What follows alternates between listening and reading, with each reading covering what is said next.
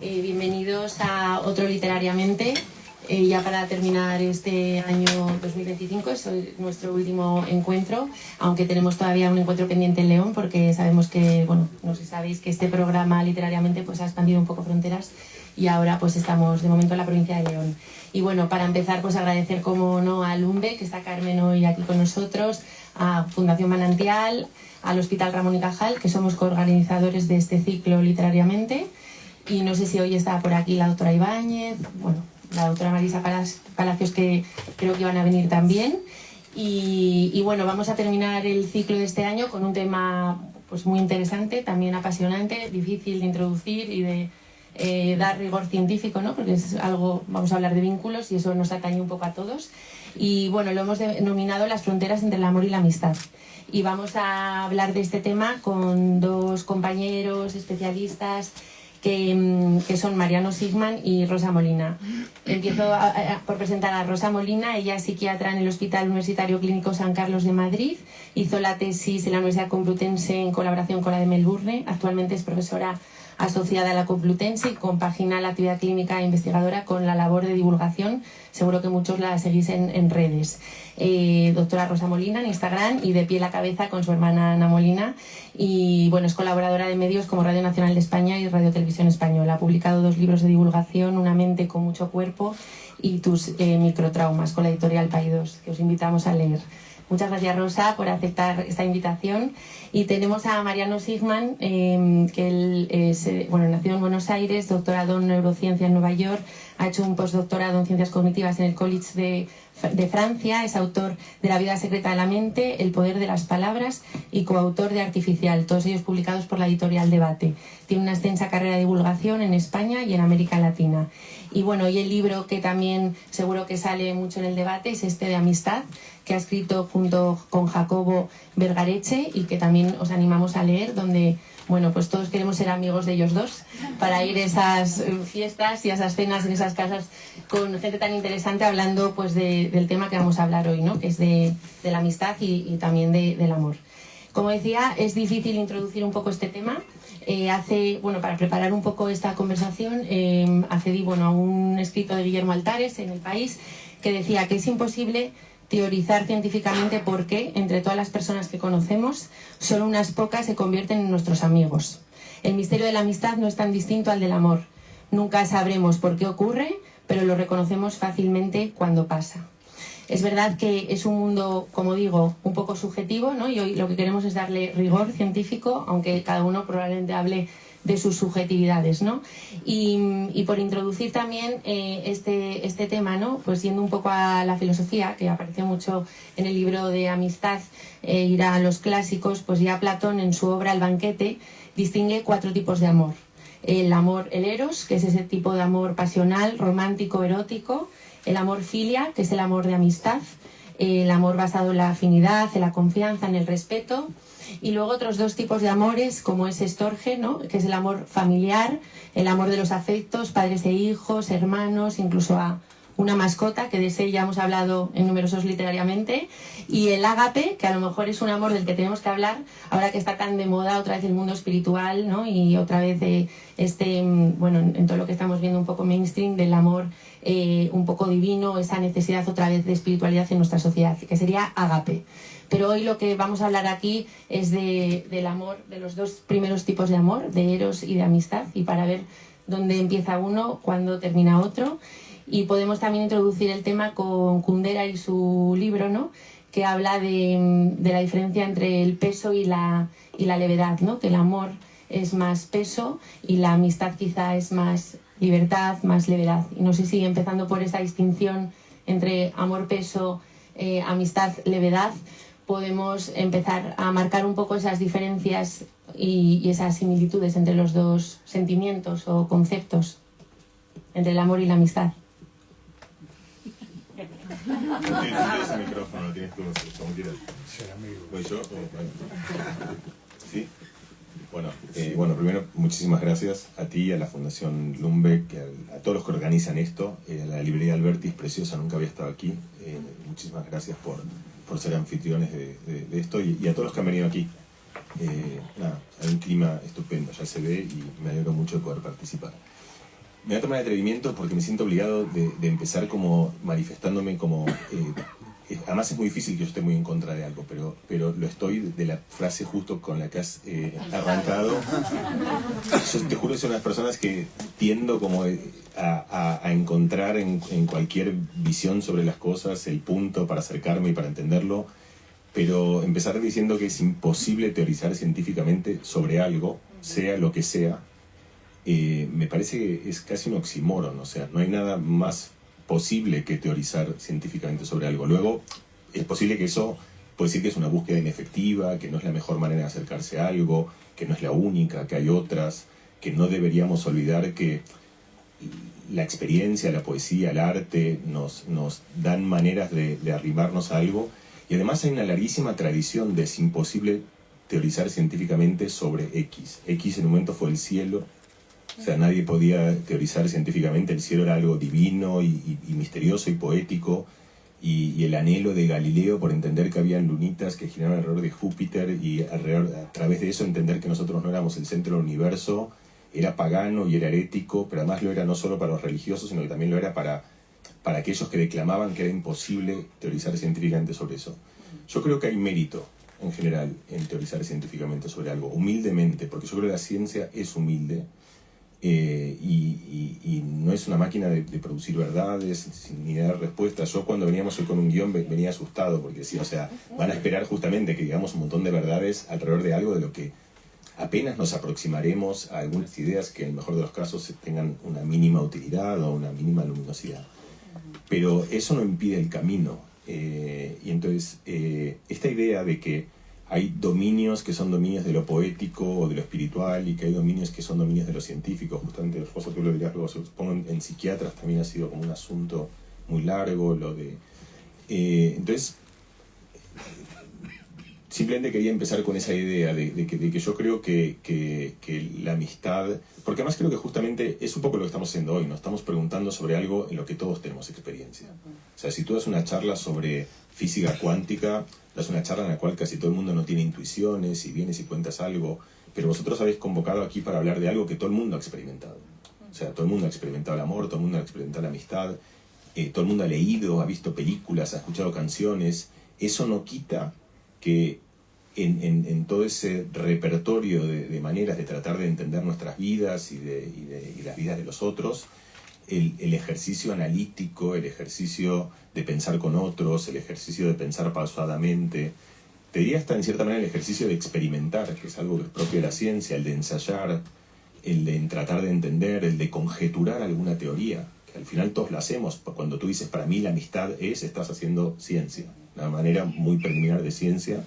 Entonces quería empezar con eso, no de manera ni taxativa ni mucho menos, sino simplemente decir que por lo menos yo creo que hay algo bonito en tratar de dar una tintura de ciencia, un poco una pincelada de ciencia, algo que ha sido menester justamente de otro tipo de ensayos. Entonces, como abriste con eso, y yo no sé ni quién es y no quiero ni pelearme con nadie, pero quería decir que me parece que, y en todo caso lo que yo intentaré hoy justamente es eso, es como pensar desde la ciencia y además de manera muy manifiestamente humilde, porque yo creo que justamente la ciencia es muy limitada en lo que puede enseñarnos sobre algunas cosas muy esenciales de la vida, y eso ha sido algo que yo como científico he criticado mucho.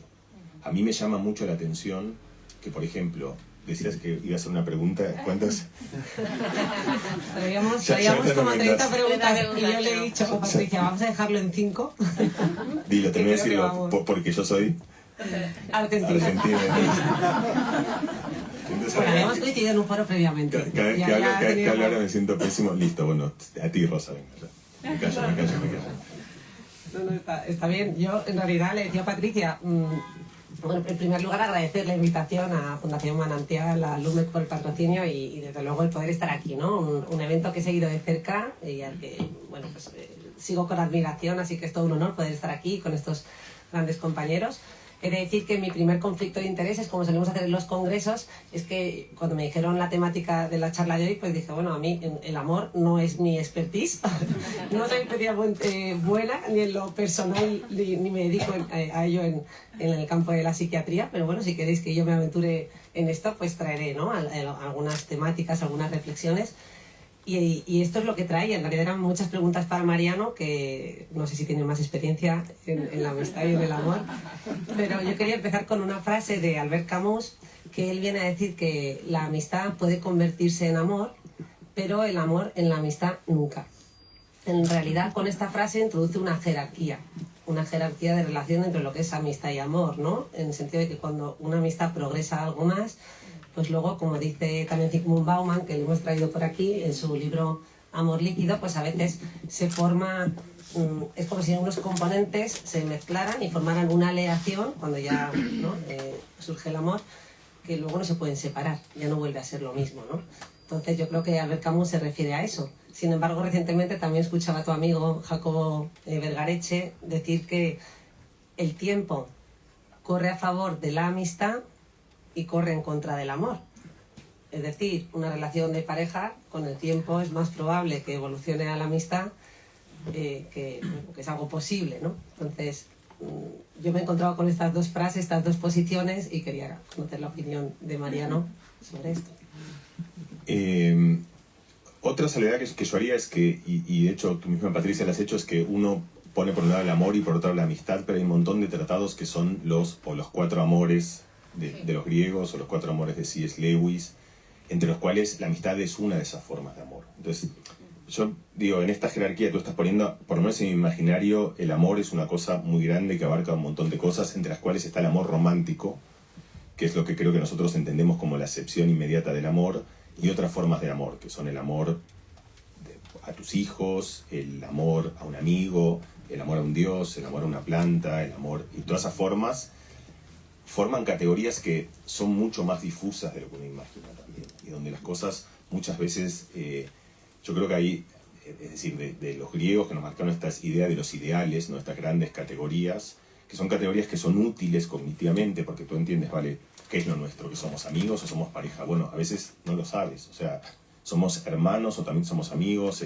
son cosas que se mezclan, y donde esta idealización que viene desde la filosofía, pero que también viene desde ciertas historias infantiles, donde tú tienes la amistad, no sé, entre Asterix y Obelix, las amistades que uno consume, o los ideales del amor también, entre parejas que luego en la realidad no existan, forman ideales que son como muy poco reales, ¿no? Justamente, y que yo creo que a veces en ese poco realismo son perniciosos, porque uno busca cosas que no existen, porque la amistad está mezclada de amor, la amistad está mezclada del deseo, el deseo está mezclado de amistad, y es muy raro que tú tengas existen por supuesto esas relaciones cartesianas, en la cual por una persona solo sientes un tipo de deseo y por otra persona sientes otro, pero en general esas cosas se mezclan.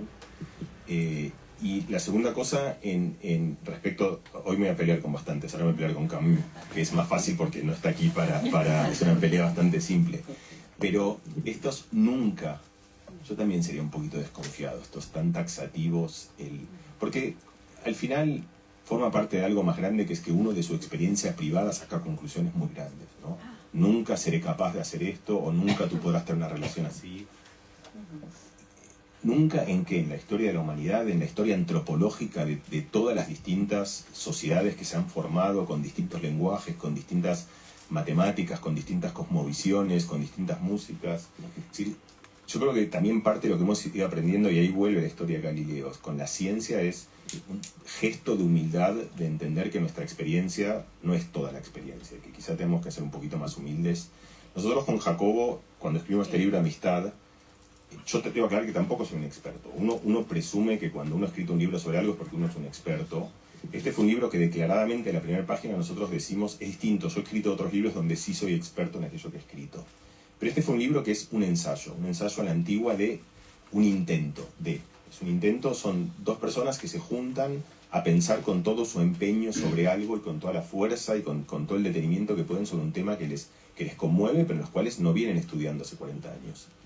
Y nosotros lo que hicimos fue, entendimos muy rápido que nuestra visión justamente de la amistad, porque está lleno de gente que dice, Borges tiene una frase famosa donde dice la amistad resiste la frecuencia, el amor no.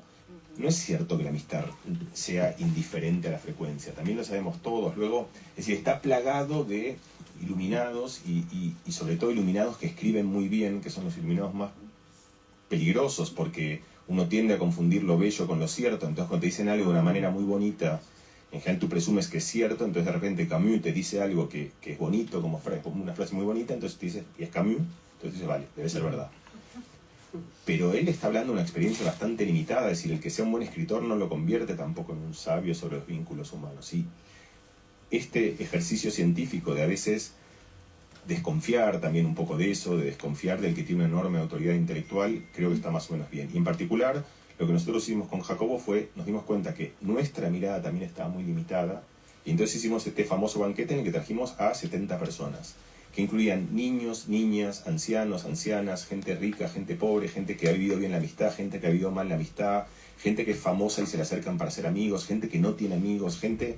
Es decir, tratamos de hacer una especie de, a mí me gusta como metáfora del ojo compuesto de los insectos, ¿no? Que mira como tiene esta especie de panóptico. Intentamos observar la amistad desde los lugares, desde una especie de un lugar que fuese dentro de nuestras limitaciones, que igual lo son, un fresco lo más amplio de las distintas experiencias humanas. Y ahí te encuentras todo tipo de excepciones. Te encuentras a que cualquier persona que te diga la amistad tiene que ser, no sé, por ejemplo, una amistad tiene que durar una cantidad de tiempo. Parece una premisa bastante razonable. Viene Marta Pelano y te dice, para mí, las amigas que reconozco como mis amigas más entrañables es una tía que me he encontrado un día en el baño de una discoteca y me dijo la palabra justa en el momento justo, me salvó de una situación, y yo a esa persona no la recuerdo como una conocida, sino como una amistad. Duró 2 minutos 36 segundos, nunca la vi de vuelta en mi vida, pero yo la recuerdo años después como una amistad importante en mi vida. Yo le voy a decir, no, la Real Academia dice que una amistad debe... O sea, me parece que es bastante triste como ejercicio ese de tratar de encuadrar la amistad otra vez en un límite muy preciso, y que al revés, que el entender estos lugares en los cuales a veces se extiende, luego la otra persona que te dice, bueno, ¿quién es tu mejor amigo? Te dice Dios. Y yo le voy a explicar, a decirle, no, Dios es un ente que no existe, es una amistad que no es recíproca, y decía Cicerón y luego la Real Academia que la amistad también tiene que ser recíproca, porque es un tipo de... No, o sea, entiendes que, y luego empiezo a ver que en mis propias amistades tampoco son tan recíprocas como yo creo. Y que algunas están contaminadas por el deseo, otras no. Y que en algunas tengo un interés, y en otras no tengo un interés. Pero en algunas tengo un interés porque es uno que me lleva en bicicleta a un sitio que me gusta, y eso es un interés. O sea, no es un interés malo, es un interés bueno, no es un interés mezquino. Y luego tengo algunas que me hacen reír, otras que no, otras que el tiempo las ha degradado, otras que aguantan al tiempo. Entonces para mí, uno lo que empieza a entender es como el amor y la amistad como algo que no tiene una definición. O sea, no tiene esta cosa que es lo que es el uso tautológico de la palabra comprensible, en el sentido que lo entiendes, pero además lo comprimes. O sea, lo puedes entender de una manera que es una única frase que te resume eso.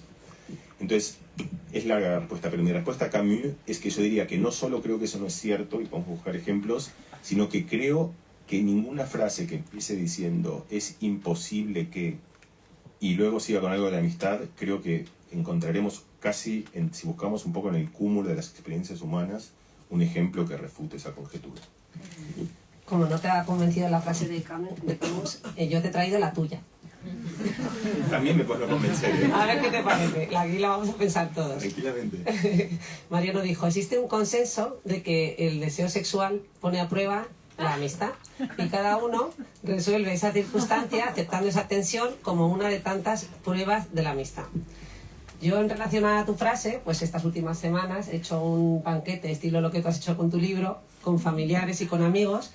La mayoría, he de decirte, que coinciden en que esto pues no estaban de acuerdo contigo. Decían, a ver, esa tensión sexual no se resuelve físicamente o evitas y te distancias de esa persona, porque eso ahí está continuamente interfiriendo en esa relación de amistad y es muy difícil profundizar.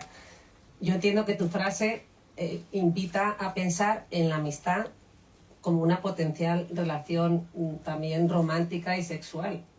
O sea, tendríamos que resignificar, por tanto, la amistad como algo que siempre puede convertirse en algo más, porque los estudios científicos de psicólogos y de sociólogos sí que apuntan a que, bueno, hay una diferencia entre hombres y mujeres, eso hay que matizarlo, que indican que los hombres tienden a ver más ese potencial en esas relaciones de amistad como algo que puede evolucionar a algo más, las mujeres un poquito menos, pues estos son los datos que tenemos con los estudios que hay. Y bueno, pues eso, ya te paso la palabra. Sí, o sea, a ver, este es el tema del que todos queremos hablar, ¿no? Del que yo no quiero hablar. Pero la frase esa que, o sea, yo podría estar muy en desacuerdo con una frase que he dicho, y eso a mí no tampoco me preocupa ni me aflige, o sea, no veo nada malo en eso, quiero decir. O sea, pero en este caso me siento todavía como cercano a esa idea, porque justamente creo que es una idea plural, y además es una idea que no es una conjetura, sino que está basada en algo empírico, limitado, que es, nosotros en esta muestra de 70 personas encontramos respuestas muy distintas. Si además de eso ya lo extiendes a un estudio más antiguo de las distintas amistades en la historia humana, encuentras que en las amistades griegas había sexo por doquier, o sea, que eran o sea, si tú lees el texto de Menón o Mino de Sócrates, es muy difícil saber si son amigos o si son amantes. O sea, caminan y se hablan de una manera, luego no hay un raconto de lo que pasó, pero tú lees eso y es muy difícil saber de qué tipo de amor estás hablando. Eran dos íntimos amigos, pero que claramente se transpira en el tipo de la conversación el que se están coqueteando todo el tiempo. O sea, son dos amigos que están coqueteando. Nosotros, o sea, primero, algo liso y llano. O sea, nosotros le hicimos esta pregunta a la gente y nos dieron respuestas muy distintas. O sea, este es un hecho empírico, es decir, o sea, no es una... algunas son famosas, si les puedo decir, o sea, Leonor Watling nos dijo, o sea, la tensión sexual es uno de los tantos elementos que generan cierta incomodidad y que parte de la adultez es aprender a convivir con esa amistad, con esa dificultad. Tienes amigos que viven lejos, eso es una dificultad, o sea, porque te tienes que tomar un bus, te lleva 1 hora y media, eso genera fricción en la amistad. Sí, es más fácil ser amigo de un vecino, eso significa que no puedes ser amigo de una persona que... No, o sea, puedes aprender a hacer ese ejercicio. De la misma manera, alguien con quien has hecho un pacto que no es lo que tú estás diciendo, que es una amistad en el sentido que entendemos nosotros, en la cual no hay sexo, y tú tienes tu pareja, ella tiene su pareja, pero os queréis como amigos. Pero en algún lugar, cada tanto te aparece una sombra de que esa persona te gusta. Tienes que romper esa amistad, o puedes gestionarla como gestionas tantas otras fuentes de interferencia y de tensión en la vida. Hay gente, otra vez, yo no me siento en ninguna condición para clamar ni la una ni la otra, o para darle cátedra a ninguna persona sobre cómo tiene que vivir. Lo que yo observo de haber hablado con gente sobre este tema es que hay reacciones muy distintas. Hay gente que busca una comodidad en la cual otra vez ubica la amistad en un lugar muy claro, en la cual no solo no hay sexo, sino que tampoco hay deseo sexual.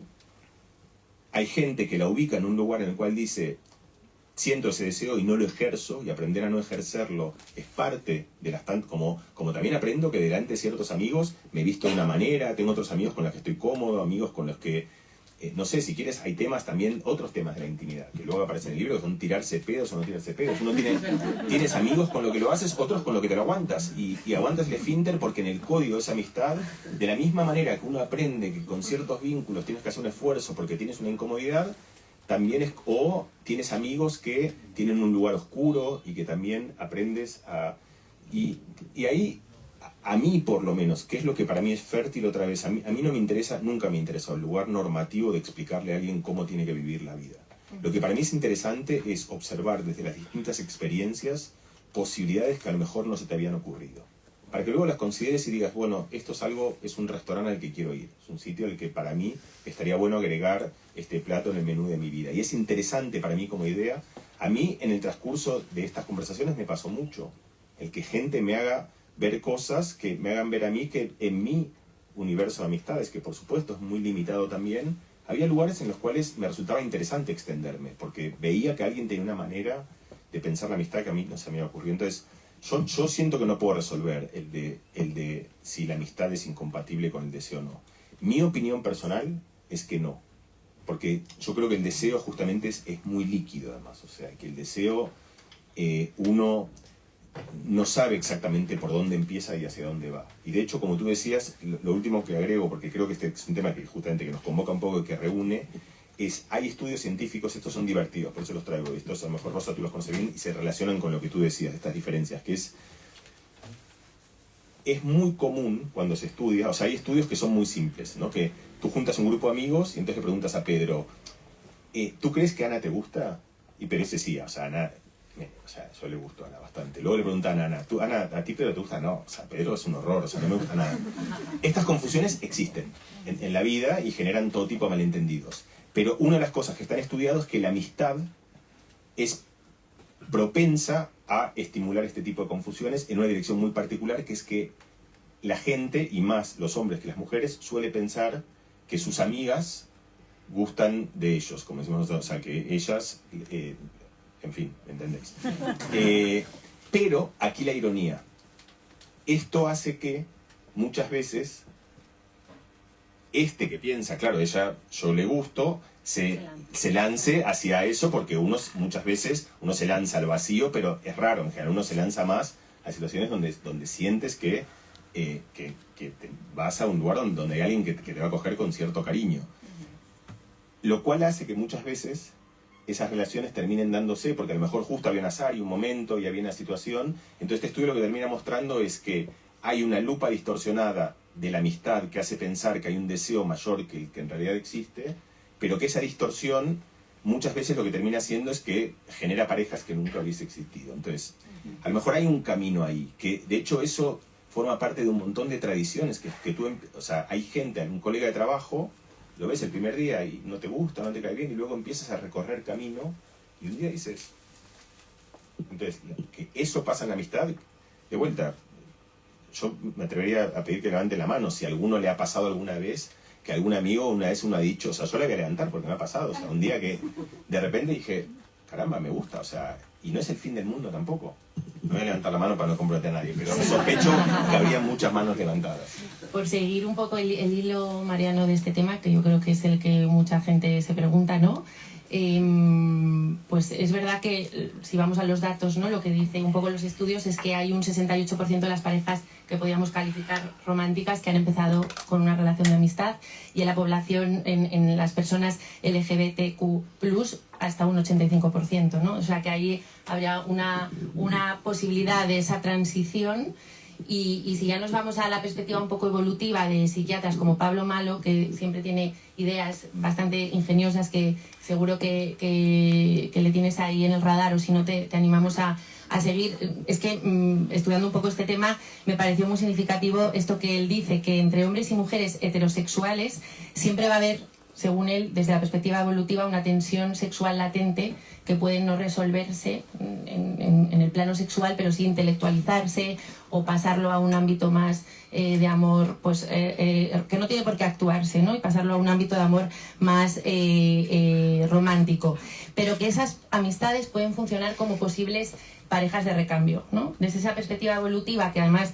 Yo estoy muy de acuerdo contigo con no idealizar la amistad, no idealizar el amor, y también podemos pensar, ¿no? que las personas, quizá desde una perspectiva evolutiva, estamos programadas genéticamente para cumplir unas necesidades, ¿no? de vincularnos, ya sea a través de parejas o a través de amigos a lo largo de la vida, y esa posibilidad de amistades funcionarían como parejas de recambio, incluso en personas felizmente casadas, por si la otra pareja falleciera o uno se divorciara, etcétera, etcétera, y que se hace de manera inconsciente, ¿no? Cosa que me llamó mucho la atención, que la gente que lo hacía conscientemente, el mantener parejas de recambio, pues podría tener unos rasgos más de personalidad que llamamos maquiavélicos, ¿no? Gente como más psicópata o con una personalidad como más narcisista, que quisiera decir, bueno, voy a mantener esto por si acaso de una forma más consciente. No sé qué te parece a ti esto de la hipótesis de la pareja de recambio, porque la verdad yo cuando lo leí me llamó muchísimo la atención, y no sé si es tan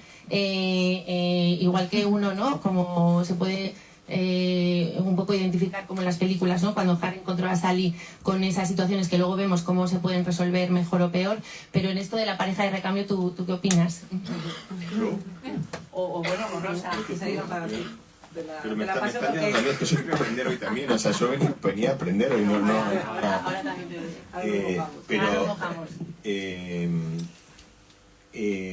o sea, no lo sé, la verdad es que no lo sé. Te voy a contestar lo que se me ocurre, que no es que estoy yéndome por la tangente, sino que es la única respuesta que me parece adecuada para lo que me estás preguntando, que es, o sea, a mí intuitivamente, y como tú dices, de las películas y del folclore me parece razonable. Yo me acordaba también de otras épocas, en las cuales, épocas de como sobre todo de familias monárquicas y esas cosas, en las cuales los viudos o las viudas se casaban como con los cuñados, que lo que había con reemplazo era que tú buscabas a la persona más cercana, que era la más natural para continuar esa relación, que es algo, por supuesto, hoy está visto como con muchísimo tabú, pero que solo para mostrarte cómo, que como tú dices, que seguramente habrán ciertas a mí no me gustaría que estamos programados, pero que hay ciertas predisposiciones o ciertas inclinaciones, que seguro las hay, además, seguro las hay porque hay un montón de estudios que muestran que existen, pero luego hay todo un contexto cultural que le da una forma, matices muy distintas, prohibiciones, tabúes, permisos, el espacio de lo que se puede hablar, el espacio de lo que no se puede hablar. Te voy a contar un estudio que a mí me resultó interesante y revelador respecto de una diferencia entre una forma, y ahora hablo en el mundo de los mamíferos, no de los humanos, que me parece entre un vínculo que está destinado a la procreación sexual, que algo que no es el amor romántico tampoco, ni siquiera es el sexo, o sea, es la reproducción sexual, y otro vínculo que está mucho más asociado en el mundo de los animales, mamíferos no humanos, a el apoyo y el cuidado mutuo, que es algo que sería como más un precursor de la amistad. Y entonces, cuando tú ves yo tengo una perra, la saco a pasear. Mi perra me desespera porque en cuanto ve cualquier excremento mete sus narices, con las cuales luego me embadurna a mí encima, y algo está oliendo. La pregunta es qué huele y qué busca, y luego a alguno le gusta y a alguno no le gusta. Entonces la pregunta es qué tienen aquellos que le gustan. Y luego con algunos se quiere aparear y con otros no se quiere aparear. Bueno, este estudio lo hizo Wedekind, que es un biólogo en los 1970, 1980, estudios muy viejos, en los cuales estudió ratones, y encontraba que estos eran ratones, pero luego se hizo en todos los mamíferos, y ahora contaré también en humanos, y preguntaba qué hay en ese olor, que es ese olor que un mamífero dice, con esta persona yo tendría un vínculo. Entonces lo que encontraron es que hay cierta, vamos a decir, sensatez biológica, o alguna presunta racionalidad en ese encuentro, que uno puede imaginar que viene de un programa evolutivo, de que hay ciertas preferencias que se han seleccionado por encima de otras, donde cuando a un ratón le gusta mucho el olor de una ratona, cuando a una ratona le gusta mucho el olor de un ratón, es porque en una enorme parte del sistema inmune son lo más complementarios posibles. En particular, en un complejo muy grande del sistema del sistema genético que codifica el sistema inmune. Es decir, básicamente, para decirlo un poco corto y mal, en los olores que a un mamífero le gusta de una persona con la cual va a parearse, lo que se está codificando o lo que está leyendo es que hay complementariedad genética.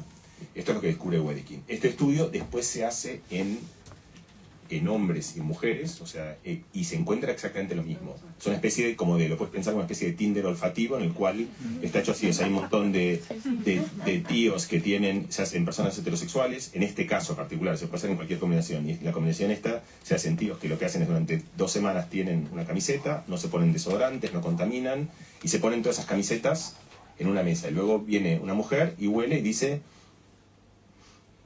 y hay uno que sientes que ese es como un olor que de alguna manera te seduce. La pregunta es qué tiene ese olor. Lo que tiene es que la genética de ese hombre es muy distinta a la que tendrías tú. Lo mismo vale exactamente al revés. La razón por la que te traigo esto es que esto es un lugar en el cual la amistad de un vínculo de apoyo es muy distinto, porque cuando el estudio que ha observado la similitud genética entre amigos y entre animales que generan este vínculo, que es una especie de precursor de la amistad, lo que encuentran es que en tal caso tú no buscas gente que sea distinta genéticamente, sino gente que sea parecida genéticamente. Entonces, y esto lo que decir con mucho cuidado, hay como una especie de pequeñísimo precursor biológico. Yo no digo que nuestros amigos son iguales a nosotros genéticamente, tenemos amigos de todo tipo otra vez, ni que nuestros amores, pero en general hay una tendencia que viene seguramente de una predisposición genética que hace que en aquellos olores que te gustan uno busca diversidad, y que en aquellos olores que nos gustan para encontrar amigos uno busque similitud. Y entonces, este es un lugar que lo traigo a cuento justamente porque creo que es un sitio en el cual es también un poquito distinta esta idea de que nuestros amigos son potenciales parejas y que están ahí esperando a que nos gusten, y que es otro lugar que creo también muchos reconocemos de la amistad, que es ese lugar de reposo en el que no hay tensión, no hay diferencia, no hay conflicto, al revés, es como que hablas el mismo idioma, te entiendes, miras para el mismo lugar. Entonces, yo creo que es posible que haya un lugar de la amistad que sean estas parejas de reemplazo, pues, seguramente es cierto como todo, pero con el que yo me he conectado más, o el que yo he reconocido más, o el que a mí me ha sorprendido más, es uno en el que justamente tiene como cierto antagonismo con el amor romántico, que es que en uno buscas diversidad y complementariedad, y en el otro lo que buscas es similitud. parte de lo que pasa, y con esto termino, que es una observación, ahora, esto que te he contado es un resultado científico. Lo que yo he observado personalmente, no sé si otros lo observan también, es que las parejas terminan pareciéndose. O sea, yo lo veo en muchas parejas que hacen los mismos gestos, o sea, empiezan como a parecerse físicamente incluso, porque es como... Y entonces a lo mejor tienes ahí, recién estaba pensando en te decía esto, es el amor que se vuelve amistad, ¿no? O sea, primero eran muy distintos y se enamoraban, y luego terminan siendo iguales y se convierten en amigos. Sí, bueno, y hay estudios que también hablan justo de esto, ¿no? En lo que es en el aspecto físico, no nos resultan las personas más perfectas físicamente, no suelen ser necesariamente las que nos resultan más atractivas, sino aquellas que nos resultan un promedio de las caras que nos cruzamos en el día a día. Es decir, una cara más atractiva sería una que nos resulta, por ende, más familiar, que un poco linda con esto que comentas. Y también reflexionando así en voz alta con lo que has comentado, que me ha parecido súper interesante, este componente, ¿no?, biológico de los olores, pero también habría que mencionar nuestra parte de los seres humanos que tenemos esa capacidad para simbolizar, ¿no?, igual que a través del lenguaje, y también para sublimar, ¿no?, esa fuerza que es la libido, y ver muchas veces dónde la ponemos, ¿no? Antes decía Patricia que podemos construir o intelectualizar una relación amorosa. Con Guillermo hablábamos, estuvimos en Los Ángeles y hablábamos de nuestro compañero filósofo Carlos Blanco, ¿no? que él contaba en su libro la belleza del pensamiento, cómo él había renunciado a una relación de pareja, a una relación de amor, por el amor al conocimiento, ¿no? Y pensábamos, oye, ¿dónde pones la libido al final, ¿no? ¿Lo pones en el conocimiento o lo pones en qué objeto pones esto, ¿no? Y bueno, y otra reflexión así en voz alta que acaba con pregunta en esta ocasión es sobre el tema de las circunstancias, que las has introducido tú, ¿no? Lo circunstancial de las relaciones. A mí me pidieron también una frase, y mi frase, bueno, pues me la evocó mi hija con una pregunta. Ella tiene 7 años, está fascinada ahora con Benson Boone, no sé si sabéis quién es, este cantante que tiene una canción que se llama Beautiful Things, que ha sido propuesta a los Grammys, y como está tan fascinada me dice, mamá, si papá se muere, ¿tú te casarías con Benson Boone? Entonces, bueno, yo le dije, bueno, hija, para empezar, no me volvería a casar, posiblemente. En segundo lugar, tampoco haría falta que papá se muriese. O sea, hay grises, escalas de grises, hay opciones intermedias. Cada uno interprete esto como considere. Y nada, ya se me ha ido lo que iba a decir. Sí, bueno, pues lo circunstancial, ¿no? Que efectivamente, que muchas veces las cosas emergen le explicaba un poco el contexto, ¿no? Digo, bueno, él no está en mi entorno. O sea, esta persona, yo podría provocar una serie de circunstancias para conseguir dar con él y que se sucedieran una serie de situaciones en las que quién sabe, ¿no? Pero realmente, eso, pues somos circunstancias tanto en cuanto ese entorno, ese contexto, ese momento vital en el que nos encontramos, esas características nuestras, personales, psicológicas, lo que hemos experimentado, lo que hemos vivido, o sea, todo ello va a influir en que también podamos pasar, ¿no?, de ese estado, de esos vínculos que puedan ir más allá, hablando ahora del amor romántico. Y bueno, traigo otra frase, yo hoy vengo con tema de frases, ya que era la propuesta que nos hicieron desde Fundación Manantial, y hay una que la verdad que me parece impactante, es del poeta sirio Nizar Qabbani, que dice que es una tragedia que una mente madura coincida con un corazón romántico en el mismo cuerpo. Y yo no sabía si con esto se refería en realidad a la evolución por la que pasamos con la edad o con la experiencia, o si se refería a tipos de personas concretas en las que hay pues un cerebro maduro con un corazón romántico, o es algo que nos da las circunstancias y que nos da el paso del tiempo y la experiencia y la vida. O sea, tú quieres que yo no hable poco, pero me haces 2 preguntas, una más difícil que la otra. O sea, estamos en un juego de cierta tensión aquí, porque me he puesto en el centro por algo. Las circunstancias son 2, ¿no? Una de las circunstancias, o la segunda era la del corazón romántico en una mente, pero son 2. Bueno, en realidad son 2. Por eso, ¿cuál? Lo dejo a tu elección. Interpretamos en función de la que elijas y ya está. Qué difícil elegir. Bueno, te voy a contestar la primera, que es la de circunstancias. Así salimos un rato de todo el plano, así, de toda la función del amor romántico. Una de las conversaciones que tuvimos fue con un amigo que es escritor, se llama Papo Kling. Alguna de la gente que venía era amigos nuestros, además. Y contaba una historia que terminó en el libro y que a mí me gustó mucho y que creo que tiene que ver con esto. Es muy parecido. Primero pensé qué buena pregunta tu hija, ¿no? Y porque cuántas respuestas salen de esa pregunta, o sea, es una pregunta que remueve lo que tiene que remover. Y todo lo que estás enseñando, ¿no? Justamente, o sea, el entorno, las consecuencias que ella asume que tienen que pasar y que no, en fin, las cosas que pasan de una sola pregunta.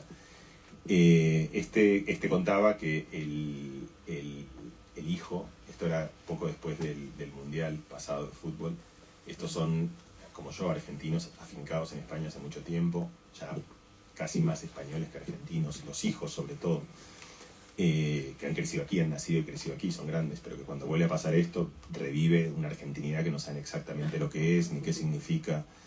Y entonces cumplía, no me acuerdo si 7, 8 años, entonces hace la lista del cumpleaños, que eran Pedro, Carlos, Juan, Diego, Luis y Messi, ¿no? Y la escribe la lista de cumpleaños, ¿no? Entonces es parecido, ¿no? El padre tiene que explicarle algo circunstancial, entonces le dice que bueno, que... Entonces la madre le dice, pero ¿por qué lo querés invitar a Messi? Y él dice, bueno, invitar porque Messi es mi amigo, o sea, porque justamente, entonces ahí, otra vez, yo le voy a explicar que Messi no es su amigo, o sea, le dice, no, un amigo es alguien que... Cuando todos nosotros nos hemos hecho amigos de trapitos, de personajes en la literatura, y cuando justamente tenemos ese oficio humano de muchas veces poder simular en la imaginación y recrear a través de fabulosas teorías de la mente amistades con todo tipo de entes, ¿no? Que a veces son dioses, son futbolistas, son famosos, no son recíprocos, son trapitos a los que le hemos contado algo. Ahora es un tema muy candente en el que hablamos hoy, pero ChatGPT, es decir, uno tiene una capacidad formidable, que es una virtud, pero también es un estigma de a veces confundirse si del otro lado hay una persona o una persona que nos hemos inventado. Ese es como el oficio de la ficción, ¿no? Y entonces, le cuenta todo esto, ¿no? Le cuenta... pero entonces pasa algo, mira, lo voy a asociar con la segunda pregunta también, que eso a lo mejor si puedo. Entonces pasa algo que luego se van a Mallorca. Y en Mallorca vive Scaloni. ¿Sabes quién es Scaloni? No, ¿tú sabes quién es? Sí. Bien, ¿ves? Bien. Entrenador, ¿no? Entrenador. El entrenador de la selección argentina de fútbol, sí. Yo me gusta mucho el fútbol. Acaba de salir campeón del mundo. Scaloni en Argentina es un dios, o sea, es como alguien, imagínate, campeón del mundo, o sea, es como una cosa... Entonces lo encuentran en un decatlón. No fue así, porque va al decatlón y entonces está Papo con los hijos haciendo todo tipo de desastres, no sé qué, viene el guardia y lo llama. Cuando llama al guardia, Papo se quiere esconder porque tiene miedo de que el guardia le va a decir, tío, o sea, dejar de hacer lío, y el guardia se acerca para decirle, en el pasillo al lado está Scaloni. Y entonces estos van, y que es como, o sea, que no sería alguien que se lanzaría a ningún famoso ni nada así, pero está Scaloni, o sea, ahí están los hijos, y entonces va y le pide una foto, y entonces le piden la foto. Y Scaloni es súper amable, está con ellos, de vuelta, algo que hubiese sido inimaginable, que el entrenador de la selección argentina se pase 15 minutos hablando con unos niños en medio de un decatlón. Entonces se van, y este chico se llama Noé, todo silencio, están todos conmovidos, vuelven en silencio durante 20 minutos, y después de 20 minutos Noé, que tiene 7 años, dice, ahora que lo conocimos a Scaloni, ¿lo puedo invitar a Messi? Y eso, justamente, es por eso me acordé, y esto viene ahora a lo segundo, de cómo se llama Scoop, o sea, ¿cómo se llama el que tu hija quiere que... El cantante... Benson Boone. Claro, porque tú dices, Benson Boone está muy lejos, pero de repente un día ni te imaginas si Benson Boone está al lado tuyo, que son cosas que pasan, y tu hija se moriría de emoción. Entonces, eso me hizo acordar, y esto va como en una entrevista... Se moriría de emoción, entonces igual que el otro invitó al cumpleaños, entonces yo me tendría que casar con él. Bueno, o sea, y quién sabe, o sea, por eso ahí empieza una historia formidable. Vamos a mandar una invitación a Benson con un Boone. amplificador, como el que has mencionado antes, ¿no? A veces no sabes, pero ese amplificador hace que emerjan cosas. Pero esta contaba parecido en el dominio que tú dices me acordé de una entrevista de Jimmy Fallon con una actriz que no sé quién era, que viene y se le acerca a uno, y esto algunos lo reconocerán también, lo que voy a contar. Va a ser algo que algunos van a sonar y otros no. No la historia, sino esto que voy a contar. Y entonces le dice a esta actriz, que no me acuerdo quién era, le dice, tú eres una de mis permitidas. Le dice, le dice la mujer es una entrevista de Jimmy Fallon. Entonces se acerca una tía y le dice, tú eres uno de los permitidos de mi marido. Y entonces ella le dice, ¿cómo que el permitido? Entonces el permitido es como una especie de... O sea, levanten manos que saben lo que es un permitido. Hacemos. Vale, unos cuantos. Entonces, un permitido... ¿Tú sabes qué es un permitido? Vale. No lo había oído, pero estoy deseando... Quizás algo más argentino. Un permitido es lo siguiente. Es en una relación de pareja que tú dices, hay uno, o sea, si puedo con Brad Pitt, voy. O sea, ¿qué vamos a hacer? Y entonces tú dices, vale, no. ¿Firmas dónde? Firmas 2 o 3. Y tú pides los 2 o 3 que son como los dos. Pero por supuesto, es una ideación imaginaria, porque tú no pones como tu permitido el vecino del quinto. O sea, porque si el permitido es el vecino del quinto, es un lío. O sea, la idea del permitido... Bueno, hoy en día hay permitir, quiero decir, en las relaciones también, abiertas hay permitir. eso es otro tipo, vale, perfecto. Pero eso es otro tipo... No, está muy bien lo que dices. Pero eso yo estoy hablando justamente en esta relación donde forman parte, pero... Lo que decías de golpe, ahora el tío está ahí, o sea, yo estoy aquí, o sea, y viene la mujer, y entonces es un poco lo de Scaloni que un día aparece, y esto forma parte justamente es como una idea que tiene una historia en las fabulaciones humanas, que es la aparición de Dios, ¿no? O sea, Dios es un intangible que no existe, pero que cada tanto, y muy esporádicamente, una vez cada 700 años, algunas religiones, otras cada 2000 años, ¡pum!, viene y aparece, ¿no? Y es una aparición de una santa, Entonces, esto que por supuesto es una historia teológica, que quien quiere leer, pero creo que es una metáfora, como muchas de estas, de algo más general, que es que de repente hay algo donde hay en las amistades y en el amor, hay algo que forma parte de la ideación, porque este señor vive en Estados Unidos y es famoso y yo no lo conozco, pero que esa ideación también cada tanto se contamina y cada tanto se vuelve real, que es algo que le pasa a alguna gente. Entonces, a mí me parece también que es como una especie de una más de estas ideas que son interesantes porque son casi como exageraciones o caricaturas o llevar una idea al límite de qué pasa si un día de repente aparece alguien. Y tengo una historia que es buenísima pero esta no la voy a contar porque me da demasiada vergüenza. No, esta no la contaré. Luego en un rato a lo mejor si volvemos...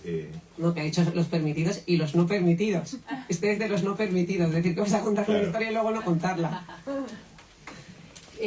Yo creo que, a ver, lo que estamos un poco poniendo a colación es que pues no hay que definir, ¿no?, con tanta vehemencia, quizá nuestra educación, nuestra generación, ¿no?, como nos ha enseñado a definir muy bien los vínculos, ¿no? Pues esto es un amigo, esto es una pareja.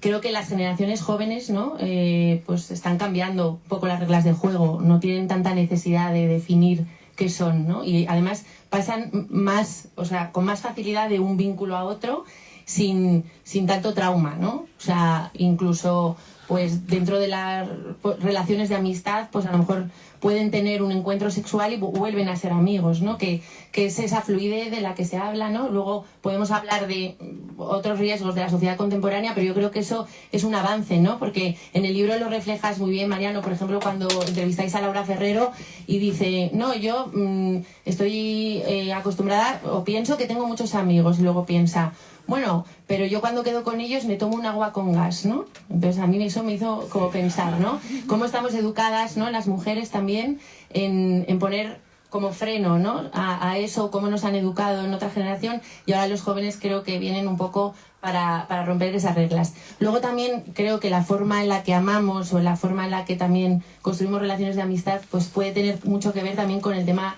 que ha introducido un poco Rosa, cómo nos han educado, y con el tema de los apegos, que creo que es interesante, ¿no?, también traerlo a colación cuando hablamos de amor y amistad.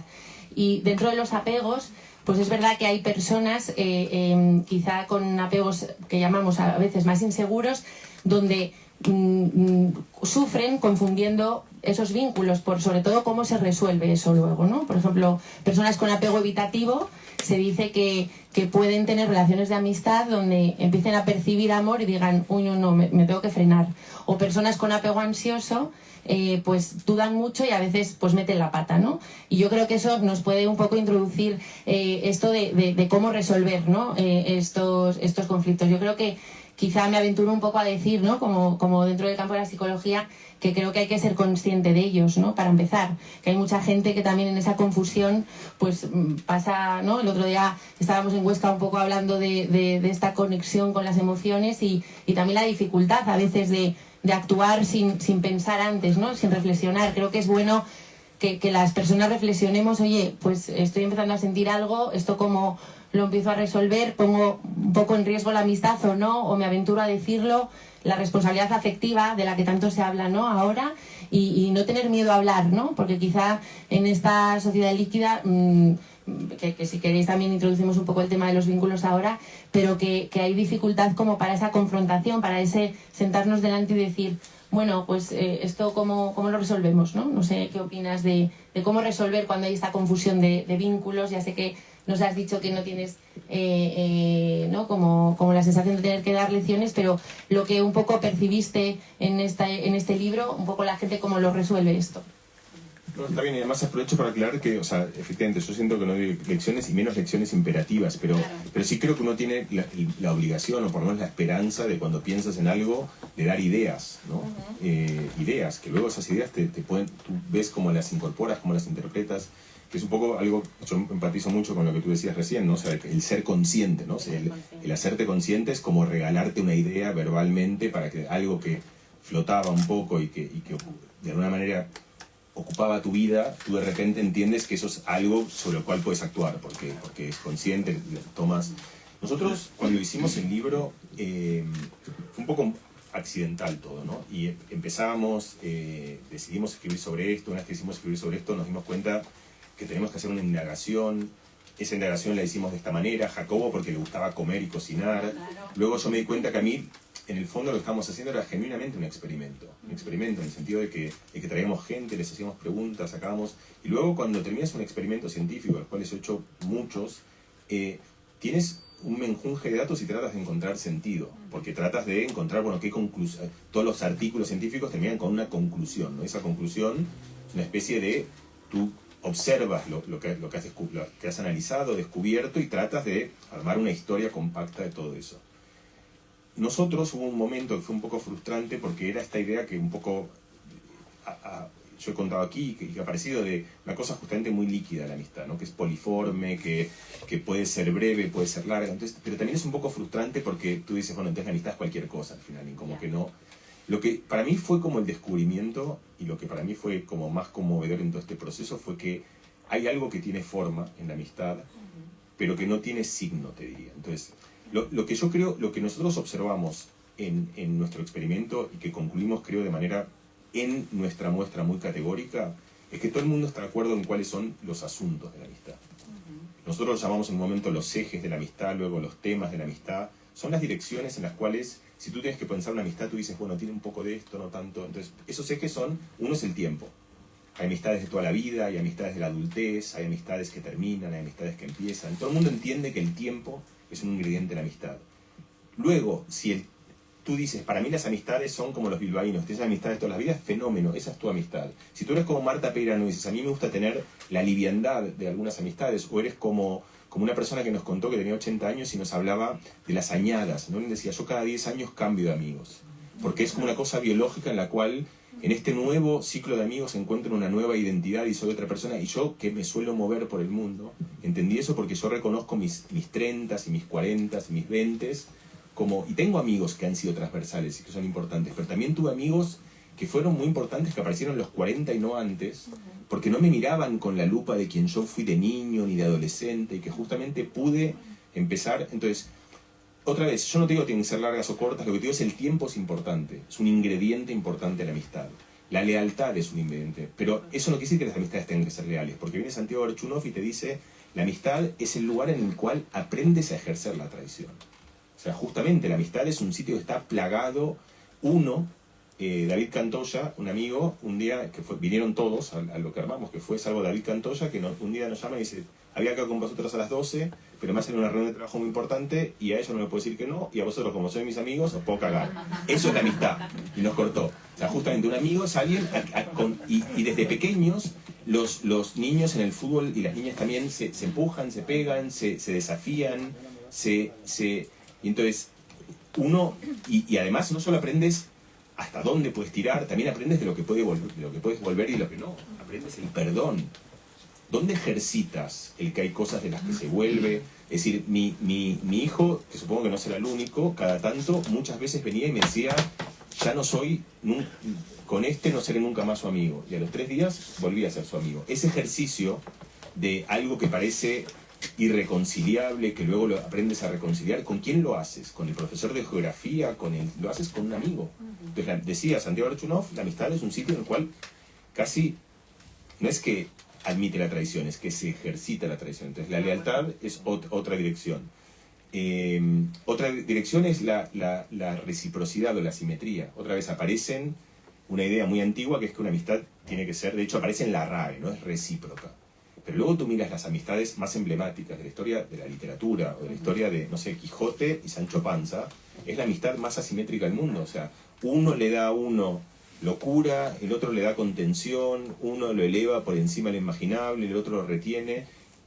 Y eso es lo bello. Y entonces, ¿por qué esto es para mí? Porque cuando yo ahora ser consciente de cada una de estas cosas, me permite a mí pensar, hay amistades, otras en la tranquilidad o el reposo. Tienes amistades que te extienden, que te exigen, que te llevan a bailar, que te hacen hacer deporte, otras que no te piden nada, con las que te tiras, estás tranquilo. Entonces, cuando identificas esto, para mí es como una buena brújula, que te permite decir, bueno, tengo muchas de estas, pocas de estas, querría más de estas, quiero estos amigos que son los que me sacan de casa. Al revés, he salido demasiado de casa y quiero ahora otros amigos, los que me mantienen en casa. O quiero a los amigos de siempre, los que me recuerdan quién soy, o al revés, no quiero más a eso y quiero a los otros. Entonces, yo lo veo exactamente como tú lo has traído, que es que a mí la manera que más me gusta pensar el libro nuestro es como una especie de pequeña cartografía que te orienta en distintos lugares con los cuales tú luego resuenas con tus amistades y dices, esta tengo muchas, este cromo tengo pocos, esta querría. Muy de acuerdo, ¿no? Y que esas amistades de virtud, ¿no?, aristotélicas, pues se cuentan con los dedos de la mano o incluso no existen, ¿no? Yo creo que lo que tiene el libro, yo cuando me lo he leído lo he disfrutado por esa heterogeneidad y esa expectativa un poco realista de la amistad, ¿no? Que también el libro de Marina Garcés habla de eso, que vamos a hablar de que la amistad también a veces decepciona, se puede romper un vínculo con una amiga y que eso te deje polvo, y vamos a hablar de eso. El libro de Nuria Lavari, por cierto, la amiga que me dejó, que os animo a leer, que por primera vez se empieza a hablar de estas rupturas de amistad, ¿no? Que antes como que no tenían nombre, ¿no? Entonces, muy en la línea de lo que dices, de esa... No vamos a idealizar y vamos a hablar de lo terrenal. Lo que pasa que quizá en esta sociedad, ¿no?, contemporánea, creo que hay ciertos riesgos también en relativizar un poco todo, ¿no? Que es amigo, o sea, que todo parece amigo y nada lo es, ¿no? No sé si podemos un poco hablar de eso, Rosa, tú también que conoces bien, ¿no?, lo que está pasando en esta sociedad ahora y lo que vemos en la consulta, esos vínculos a veces tan difusos que nos alertan y vienen a nosotros a contarnos lo que no pueden contar a nadie, ¿no? Porque no hay esa confianza, todo lo que has hablado, lealtad, confianza, decepción, pero es que ya hay gente que eso no lo tiene ya con nadie en esta sociedad individualista donde no te acercas ni a la aventura de probar, ¿no?, que hay por ahí. Estás cómodamente en tu casa eligiendo por el Tinder o por yendo a cenas con desconocidos, pero no comprometiéndote casi con nada, ¿no? Entonces, si queréis podemos hablar un poco de lo que está pasando ahora. Sí. Yo creo que es preocupante. Es un tema, ¿no?, que elabora muy bien el sociólogo Zygmunt Bauman, a quien ya hemos mencionado con sus múltiples libros relativos a la sociedad líquida y que dan, bueno, pues es un reflejo, ¿no?, de la era en la que estamos. También Milan Kundera, que lo has mencionado, reflexionaba un poco, pero bueno, ya más en el tema del amor, ¿no?, de esas relaciones más ligeras, más leves y más pesadas que implican ese vínculo. Desde luego, encima en la era actual, con toda esta sobreinformación que tenemos, ya también a mí me parece muy complicado, porque ya es cualquier cosita es red flag, narcisista a la vista. Red flag, relación tóxica. Red flag, no te ha contestado en tiempo récord, alarma, ¿no? Esto red flags por todos lados. Persona vitamina, ¿no? O eso, persona tóxica. Persona tóxica, persona vitamina, ¿no? O bueno, o todo el tema del apego, que también se ha difundido muchísimo y ahora todo el mundo ya se pone a analizar el apego que tiene el vecino. Entonces, ya realmente es verdad que se está sacando todo un poco de contexto y sí, es un poco desalentador, ¿no? Esto en tema de los vínculos en general, en los vínculos de amistad y de amor, pero en el amor entendido, en el amor romántico. Entonces, bueno, yo creo que ahí sería esa un poco una reflexión en voz alta y también, bueno, luego yéndonos a esta parte de las relaciones de pareja, yo pensaba, con las relaciones líquidas de hoy en día, ¿no? En pues pruebo y siempre tengo algo mejor que elegir, pues entonces no me voy a comprometer demasiado, ¿no? Quiero la ligereza de esa relación, pero no el peso del compromiso y la responsabilidad que implica un vínculo más a largo plazo. Pues digo, qué triste, ¿no? A veces también, o sea, te pones un poco negativo, pero echas la vista atrás y dices, oye, tampoco el pasado fue necesariamente mucho mejor, porque, bueno, pues desde Don Quijote, que se enamora con 2 palabras que cruzaba con Dulcinea y en realidad se enamoró de toda la historia que se montó en su cabeza, hasta Ana Karenina de León Tolstoy, o bueno, o novelas como la de, no sé si la conocéis, la de Seda. Federico. Eso. que también, ¿no? Realmente es la historia de este comerciante que viaja de Francia a Japón y con una mirada que cruza con la japonesa, pues cae seducido tan solo con una mirada, ¿no? Y todo lo que construye a partir de ahí. Digo, bueno, pues no sé si esa idealización ya lleva al extremo, que es de lo que se alimentaban antes, también por el contexto y la cultura en la que se vivía, ¿no? La mujer no tenía a lo mejor tanta posibilidad de salir, ¿no? De tener tanta relación cercana, por ejemplo, en bares con hombres, con lo cual pues todo eso influía. Entonces, bueno, yo creo que habría que ver un poco en qué hemos mejorado, que seguro hay cosas en las que hemos mejorado y en que hemos echado marcha atrás. ¿Puedo hacer una pregunta? En base a... Es que no me sé explicar. En base... que estoy muy nerviosa.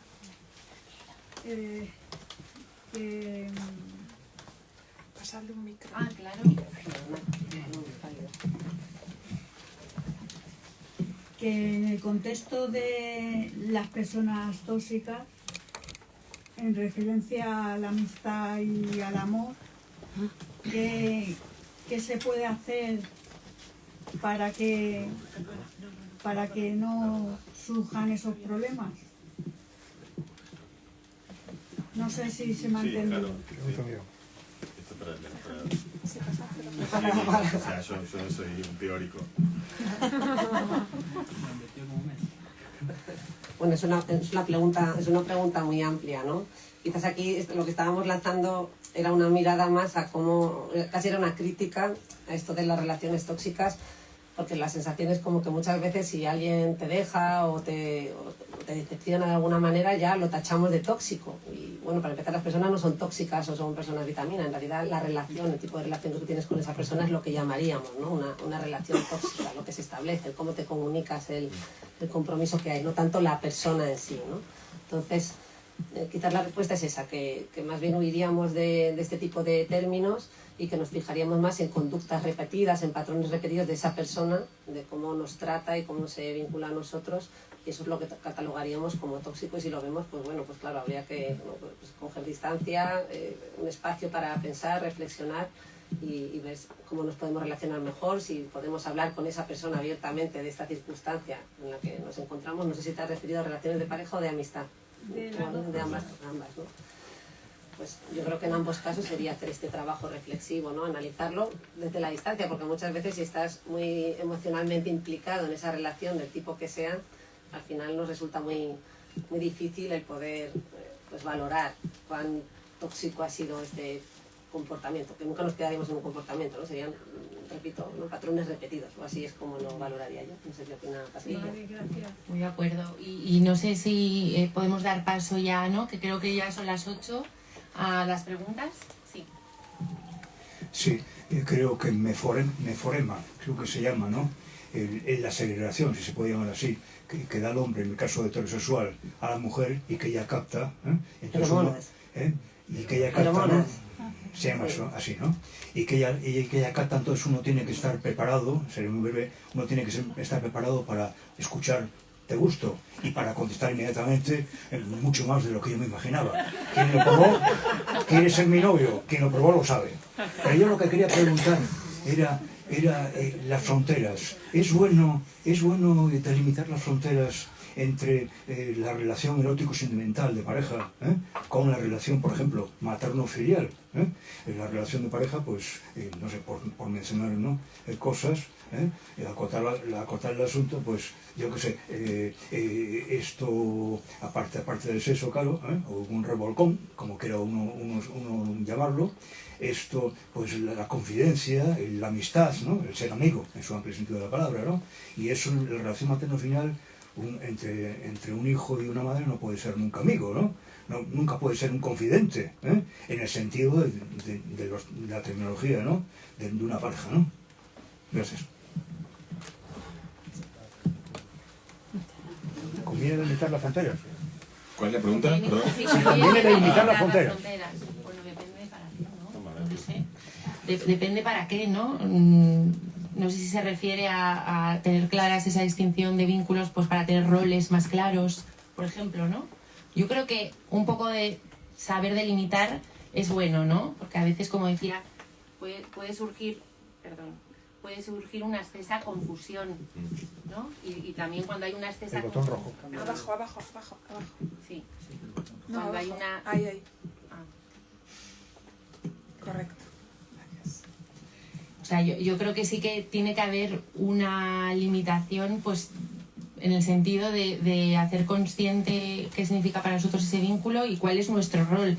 Y creo que también, pues, me imagino que la maternidad frente a la pareja, pues, cumple funciones distintas. Yo creo que también los vínculos y las relaciones cumplen funciones y necesidades distintas. Lo que también creo es porque se traspasa a veces esa frontera, sobre todo en el ámbito de la amistad al amor, pues tampoco es tan dañino, ¿no? Creo que es lo que hemos intentado explicar hoy, ¿no? Que quizá ciertas fronteras, pues bueno, a veces conviene tener claro porque te aclara la mente, sobre todo para personas a lo mejor más racionales, habrá otras que no necesiten tener esa delimitación tan clara, pero una vez que sucede esa frontera, vaya por Dios, una vez que sucede esa frontera, pues cómo actuar, ¿no? ante esa ligera confusión. Creo que hay gente que sufre no sabiendo cómo actuar, o hay gente que sufre confundiendo y hay gente que se le da fenomenal y pasa de un lado a otro y no tiene ningún problema. Quiero decir, es muy también subjetivo, entonces cada uno tendrá que saber lo que es bueno para él, ¿no? Un poco por ahí. Yo agregaría una cosa a eso, con lo que estoy completamente de acuerdo, con lo que empatizo. Que creo que esto es mucho más grande que el problema de los vínculos y es el asunto, diría, de las palabras. Es decir, llamar a las cosas de una forma, ¿no? Cosas que son ambiguas y difusas a las cuales le ponemos un nombre concreto. El ejemplo para mí más claro es el de las emociones. Cuando uno experimenta algo, raramente se corresponde exactamente con una de las 8 palabras que tenemos para referir la tristeza o la alegría o el miedo o la ansiedad. En general es un conglomerado de cosas y cuando tú le pones esa palabra tiene ventajas y tiene inconvenientes. Las ventajas son que te permiten comunicarla, te permite decirle a una persona que está a 3.000 kilómetros que sientes eso, te permite vincular lo que tú sientes con lo que siente otra persona, te permite que cuando tú lees un libro escrito hace 300 años de una persona que dice estoy triste, tú puedes sumergirte muy rápido en el habitáculo mental de esa persona. Es decir, tiene la eficiencia que tienen las palabras para comunicar cosas. El problema que tiene es que muchas veces esas palabras no solo describen la idea, sino que terminan de consolidarla. Entonces, de repente a ti, un niño, una niña sale a un partido de fútbol, está ofuscado y dice estoy enfadado. Porque su equipo ha perdido. A lo mejor no está enfadado, está triste pero en el momento que declama que está enfadado, empieza a actuar en consistencia con eso, empieza cuando se lo dice a los demás o a ella misma, ¿no? Entonces empieza a gritar, a tratar mal a las personas y muchas confusiones en todos los vínculos humanos surgen justamente de no ponerle palabras precisas a aquello que experimentamos. Y esto es un ejemplo justamente de poner una palabra y decir, bueno, somos amigos. Y ahí lo estamos diciendo, no somos novios, o no somos pareja, o no somos amantes, o no somos... Estás ubicando algo en un lugar muy preciso que delimita, como tú dices, y tiene la comodidad de que explica algo muy claro, pero al mismo tiempo está resumiendo algo que era mucho más complejo en una entidad que luego tiene tensiones, que tiene... En cambio, hay gente que elige, y está bien también, si uno no lo entiende, decir, bueno, tenemos un vínculo que no tiene nombre todavía. Que no es el que entendemos por amistad ni por amantes, no somos amigos, no somos pareja, somos algo que no tiene nombre, nos lo ponemos y nos hemos inventado con eso, con la libertad de crear un vínculo que no son unos 4 o 5 que están estereotipados en el diccionario. Entonces siempre las palabras tienen ese juego, restringen pero aclaran.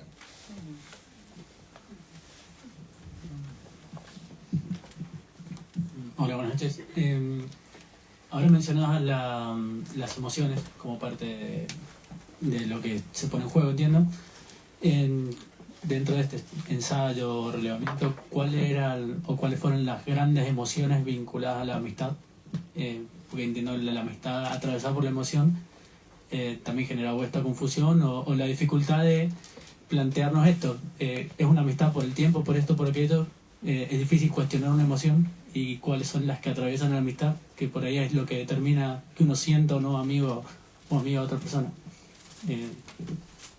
Sí, me parece una pregunta muy bonita y una que nunca había pensado. Y es cierto también, yo creo que cuando vos pensás las emociones del amor romántico son mucho más claras. Las emociones de la amistad cambian mucho, ¿no? A veces hay euforia, hay felicidad, hay calma, hay tranquilidad. Es decir, uno transcurre momentos de carga emocional muy distinta con sus amigos. Y un lugar particular que creo que también es importante traerlo, no lo trajimos aquí, un poco al final, Rosa, lo que tú decías, es que muchas veces la emoción de la amistad es frustración, es tristeza, es enfado. Es decir, la amistad es un lugar que puede ser muy luminoso, pero puede ser muy triste también. Es decir, nosotros contamos una historia de una psiquiatra que a nosotros nos cuenta una historia de una niña que entra sin ningún cuadro psiquiátrico claro. Lo único que tiene es una dificultad para hacerse amigos, y esa dificultad la va rompiendo, esencialmente la va desgranando la identidad hasta que termina en una melancolía completa, pero que ella la entiende como una consecuencia de no haber podido forjar amigos. Entonces, y eso creo que también es algo, yo lo experimenté, creo que muchos los experimentamos, la desolación de lo que decías del libro de Nuria Labati, ¿no? Nuria Lavari. Lavari, de la ruptura de un amigo. Mariana Garcés también contaba eso, decía que el que no tiene amigos es una soledad muy poco glamurosa, o sea, es una tristeza. Ahí sí, tú te caes y te golpeas y lloras, eso genera mucha empatía, ¿no? La gente se te acerca, te abraza, pero tú no tienes amigos. Te estoy hablando de tú, a vos que sos argentina. Estamos dos argentinos en Mariana, no de tú. Así son las cosas. Vale. Venga, tío, ven. Y te sentís pésimo porque no tenés un amigo y porque tenés una soledad, pero eso no, ni siquiera, o sea, no genera el impulso empático, genera más bien como un desprecio, cierta antipatía. Es muy duro eso. ¿Qué hay de malo en eso? Nada de malo, absolutamente. Lo que hay de malo justamente es algo que deberíamos corregir para reconocer. Yo traigo hasta cuento de que a veces no tenemos la habilidad de darnos cuenta que deberíamos ser empáticos, que es lo que cuenta Mariana Garcés también, con una persona que está sufriendo mucho y que a lo mejor no nos damos cuenta, justamente.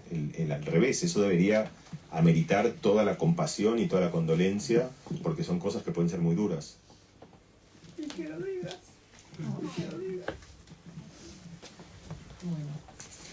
Bueno, pues vamos a concluir este